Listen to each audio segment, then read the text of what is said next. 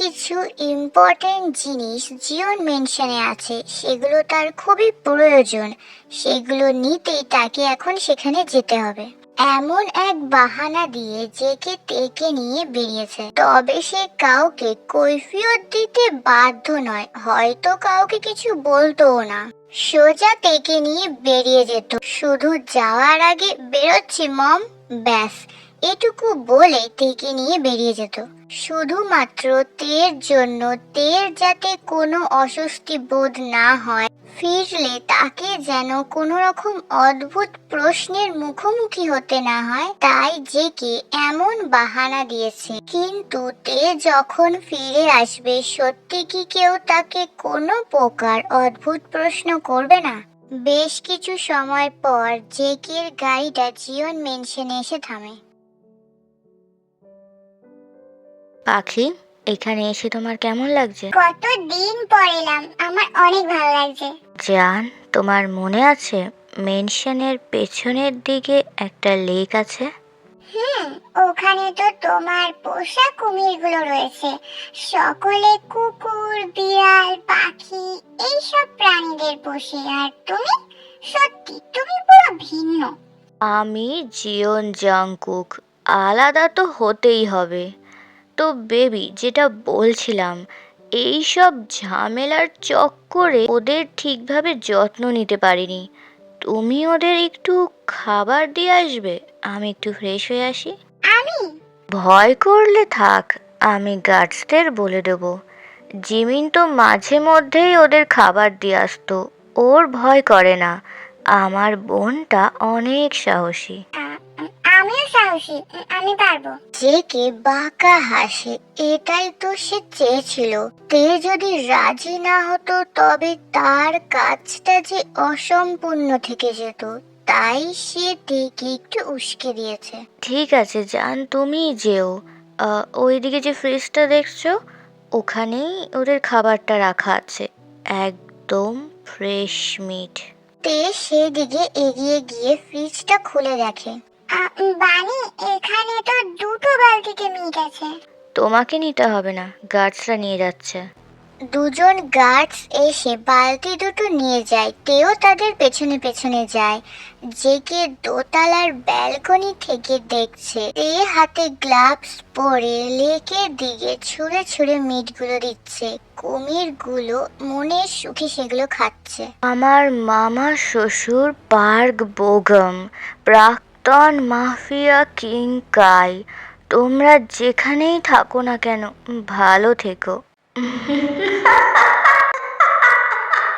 জেকের ঠোঁটের কোণে সেই রহস্যময় হাসি, এবং সে ফ্রেশ না হয়ে নিচে নেমে আসে। জান, তোমার কি কাজ শেষ? না না, এখনো কিছুটা বাকি আছে। আচ্ছা, এগুলো কিসের মিট? এত ছোট ছোট পিস করা বুঝতে পারছি না। জেকে ধীর পায়ে তের দিকে এগিয়ে আসে এবং বলে, হবে কিছুর, আমি টাকা দিয়ে দিই, গাছরা কিনে আনে। এখন চলো তো, একসাথে ফ্রেশ হব। আরে কাজটা তো শেষ করে নি। জেকে তেকে কোলে তুলে নেয়, রুমের দিকে যেতে যেতে বলে, বাকিটা গাছরা করে নেবে, এখন আমার তোমাকে চাই। আর শুরুটা ওয়াশরুম থেকেই হোক। বলে জেকে তেকে নিয়ে বাড়ির ভেতরে প্রবেশ করে। যাওয়ার আগে সে পেছনে ঘোরে, আবারও সেই রহস্যময় হাসি তার মুখে ফুটে ওঠে। বেবি, তুমি তৈরি তো আমার সাথে শাওয়ার নিতে?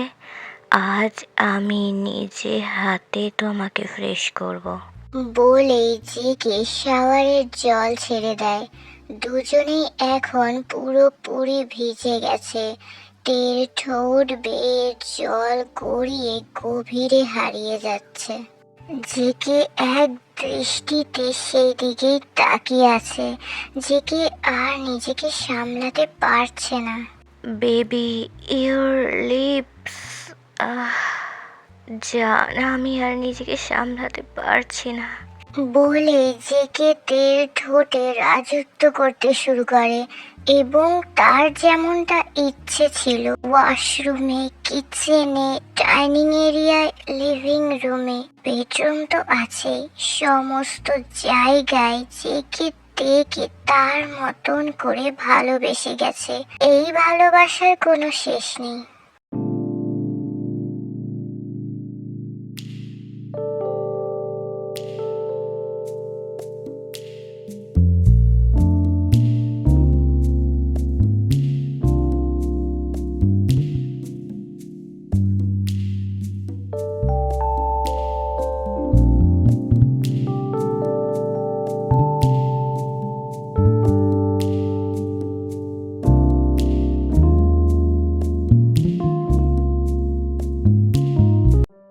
একদিনের নাম করে 4টে দিন ভরপুর রোম্যান্স করে তবেই জেগে তেকে ছেড়েছে।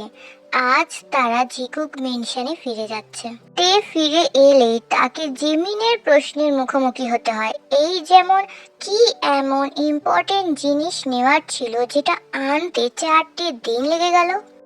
এমনই অদ্ভুত সব প্রশ্নের মুখোমুখি হতে হয়েছে তাকে।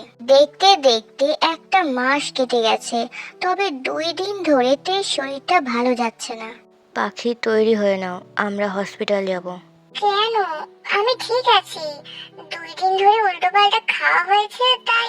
যাই হোক না কেন, তোমাকে নিয়ে আমি কোনো রিস্ক নিতে পারবো না। আমি তোমাকে নিয়ে কতটা সিরিয়াস তোমার তো অজানা নয়। জেকে তেকে নিয়ে ডাক্তারের কাছে এসেছে। ডাক্তার তেকে চেক আপ করে জানায় তে প্রেগনেন্ট। সত্যি ডক্টর? আমি বাবা হতে চলেছি? শুনেছ? তুমি মা হতে চলেছো। আমাদের পরিবারে নতুন সদস্য আসতে চলেছে। সবকিছু চেক আপ করে জেকে তেকে নিয়ে হসপিটাল থেকে বেরিয়ে আসে। তবে টের মুখটা খুবই গম্ভীর, সে খুবই চিন্তিত। তাই জেকে বাড়িতে না গিয়ে একটি পার্কে নিয়ে যায়। একটি বেঞ্চে তেকে নিয়ে এসে বসে। কি হয়েছে জান? তুমি এত বড় খবরটা জানার পর তুমি কি খুশি নও?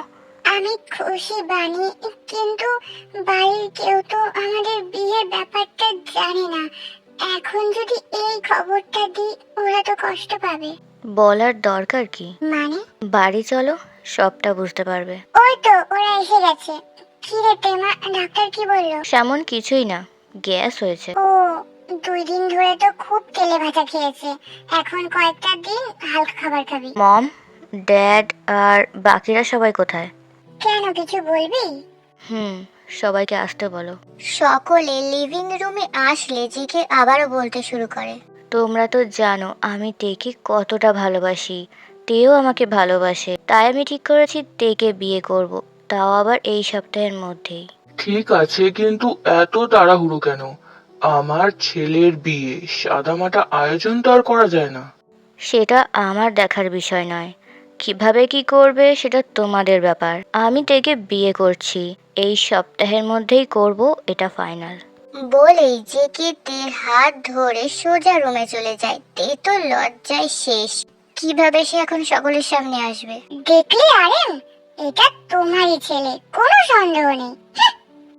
এক সপ্তাহের মধ্যে আরেম আর হবি মিলে সমস্ত আয়োজন করে ফেলে। অন্যদিকে খাবারের দিকটা, অর্থাৎ কি কি আইটেম রাখা হবে, জিন আর আয়ু সেই দায়িত্বটা নেয়। সুগা আর জিমি শপিং এর দায়িত্বটা নেয়। ট্র্যাডিশনাল ভাবেই বিয়েটা হতে চলেছে। গায়ে হলুদে মেয়েরা পরবে হলুদ শাড়ি, ছেলেরা পরবে হলুদ পাঞ্জাবি এবং ব্রাইডকে পরানো হবে লাল বা সাদা শাড়ি। বিয়ের সময় ছেলেরা পরবে ধুতি পাঞ্জাবি, মেয়েরা পরবে 8 পেরে করে শাড়ি, আর ব্রাইডকে পরানো হবে লাল বেনারসি। রিসেপশনের দিন মেয়েরা শাড়ি নয়তো লেহেঙ্গা, আর ছেলেরা শার্ট প্যান্ট আর নয়তো স্যুট। অন্যদিকে তে কুক একই অপরের ডিজাইন করা ড্রেস পরবে, অর্থাৎ তে জেকের ডিজাইন করা ব্ল্যাক কালারের শাড়ি আর জেকে তে ডিজাইন করা ব্ল্যাক কালারের স্যুট। তো চলো তোমাদেরকে ইউনমিন আর টেকুকের লুকটা দেখাই। ধুমধাম করে টেকুকের বিয়েটা হয়ে যায়। তবে শুধু টেকুকের নয়, একই দিনে ইউনমিনদের বিয়েটাও হয়েছিল। জিন হঠাৎ করে অ্যানাউন্স করে একই মণ্ডপে ইউনমিনের বিয়েটাও হবে, আর তার মুখের ওপরে সেই দিন কেউ কথা বলতে পারেনি। জিন জানতো জিমিন আর সুগা একে অপরকে ভালোবাসে, তাই দেরি না করে একই মণ্ডপে তাদের বিয়েটাও দিয়ে দেয়। আজকে তেকুক আর ইউনমিনদের ফার্স্ট নাইট। চলো ইউনমিনরা কিভাবে নিজেদের ফার্স্ট নাইট এনজয় করছে একটু দেখে আসি। ভালো লাগে না, আমার বিয়ে নিয়ে কত প্ল্যান ছিল, মমের জন্য সবটা নষ্ট হয়ে গেল। মচি বেবি, এভাবে মন খারাপ করে না। দেখো, আজ হোক বা কাল বিয়েটা তো একদিন না একদিন করতেই হতো। তো এই ভামবিড়াল, তোর কাছে কি আমি ফ্রি অ্যাডভাইস চেয়েছি? থাকবো না আমি তোর সাথে। কি বললি তুই? সুগা, আমি ওইভাবে বলতে চাইনি। তবে তুই কি মিন করতে চেয়েছিলিস? হ্যাঁ, অনেক ছাড় দিয়ে দিয়েছি, যার জন্য অনেক উড়ছিস। তোর ডানা কাটার সময় হয়ে গেছে। এমন ভাবে তোর ডানা কাটবো যে ভবিষ্যতে আমাকে ছেড়ে যাওয়ার কথা কল্পনাতেও আনবি না। বলে সুগা জিমিনের ওপরে ঝাঁপিয়ে পড়ে। সুগা তো চেয়েছিল প্রচন্ড রুড হবে, কিন্তু তার প্রিয়তমার জল ভর্তি চোখ, মায়াবী মুখ, তার রাগ গলে জল হয়ে যায় এবং দুজনেই তাদের ফার্স্ট নাইট এনজয় করতে শুরু করে। অন্যদিকে তেকুকের এটা ফার্স্ট নাইট না হলেও তারা তাদের মতন করে এই নাইট উপভোগ করে। সময় কারোর জন্য থেমে থাকে না, সে তো নদীর স্রোতের মতন বয়ে যায়। সেভাবেই বয়ে গেছে পাঁচটা বছর। বিয়ের পর তের প্রেগনেন্সির খবর বড়রা জানতে পারে। তখনই তারা বুঝে গেছে কেন সেই দিন জেগে অত তাড়াহুড়ো করে এক সপ্তাহের মধ্যেই তেকে বিয়ে করার সিদ্ধান্তটা নিয়েছিল। তুমি যখন প্রথমে পৃথিবীর আলো দেখলে তখন তোমার পাপার খুশি দেখে কে? পুরো শহর কি মিষ্টি বিলিয়েছিল। যারা এক বেলা ঠিক মতো খেতে পেত না তাদের খাওয়ার ব্যবস্থা করে দিয়েছিল। এই শহরে যতগুলো অনাথ আশ্রম আছে সেখানকার সকল শিশুদের পড়াশোনার জন্য বই, খাতা, পোশাক পাঠিয়েছিল। তোমার মুখ থেকে সে যেদিন প্রথম বাবা ডাকটা শুনেছিল সেই দিন সে খুশিতে নিজেই বাচ্চা হয়ে গেছিল। সবাইকে ডেকে ডেকে বলেছিল আমার প্রিন্সেস আমাকে পাপা বলে ডেকেছে। তোমার পাপা তোমাকে সবার থেকে বেশি ভালোবাসে, তার কাছে তোমার গুরুত্ব সবার আগে। আর তুমি সেই মানুষটার উপরে রাগ করে মুখ ফুলিয়ে বসে আছো, তার সাথে কথা বলছো না। মিনজি সোনা, তুমি কি জানো তোমার এই ব্যবহারে তোমার বাবা কতটা কষ্ট পাচ্ছে? সরি ছোট মাম্মা, আর এমনটা হবে না। আমি এক্ষুনি পাপার কাছে যাব, পাপাকে অনেক আদর করে দেব, তখন আর পাপার কোনো কষ্ট থাকবে না। এই তো আমার সোনা মাটা, তবে যাও। এতক্ষণ তে যে বাচ্চাটার সাথে কথা বলছিল সে আমাদের ইউনমিনদের একমাত্র কন্যা মিনজি।